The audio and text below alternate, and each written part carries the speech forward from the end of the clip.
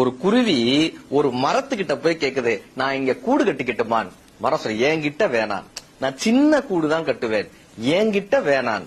இல்ல, நான் ரொம்ப வெயிட் எல்லாம் கிடையாது, நான் சின்னதா ஒரு கூடு கட்டி, என்கிட்ட நீ கூடு கட்டாத, வேற ஏதாவது ஒரு மரத்தை போய் பாரு, என்கிட்ட வேணான்னு அந்த மரம் சொல்லுது. இப்ப இந்த குருவி ரொம்ப வருத்தத்தோட இன்னொரு மரத்துல போய் கூடு கட்டுது. கொஞ்ச நாள்ல அங்க பயங்கர மழை, வெள்ளம். அந்த வெள்ளம் வந்ததுல இந்த மரத்தை அடிச்சுட்டு போகுது, வேரோட அந்த மரத்தை சாச்சு அந்த மரமா அடிச்சு வெள்ளத்திலேயே போகுது. இப்ப இந்த கூட்டில் இருந்த குருவி அந்த அடித்துட்டு போகக்கூடிய மரத்தை பார்த்து சொல்லிச்சான், உனக்கு தேவை, உனக்கு தேவை, எனக்கு கூட்டுக்கு இடம் தர மாட்டேன்னு சொன்னேன்ல, உனக்கு தேவை, உனக்கு தேவை. அப்ப அந்த மரம், அடித்து சென்று கொண்டே இருக்கக்கூடிய மரம் அந்த குருவியை பார்த்துட்டு சொன்னதான், உனக்கு தெரியுமா, நீ வந்து கூடு கட்டணும்னு கேட்கும் போதே நான் வேர்கள்ல வலு இழந்துட்டேன், என் வேர்கள்ல சக்தி இல்ல. நான் உயரமா இருந்து இந்த ஏரிக்கரையை பார்க்கும் போதே எப்படியும் வெள்ளம் வரும்னு எனக்கு தெரிஞ்சது.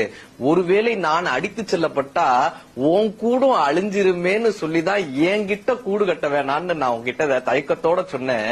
உனக்கு வேணான்னு சொல்றதுக்காக இல்ல, நான் வலுவிழந்துட்டேன்ற காரணத்தினாலும் என்னால் நீ அழிந்து விடக்கூடாதுன்ற காரணத்தினாலும் தான் நான் வேணான்னு சொன்னேன்னு அந்த மரம் சொல்லிச்சாங்க. என்னைக்குமே ஒரு பிரச்சனை வரும்போது அடுத்தவர்கள் பக்கம் இருக்கக்கூடிய நியாயங்களை புரிந்து கொள்ள முயற்சி செய்யுங்கள். ஒரு குழந்தையை தூக்கிச் செல்லக்கூடிய ஓநாயின் பக்கம் இருக்கக்கூடிய நியாயம் ஓநாய்க்குத்தான் தெரியும்.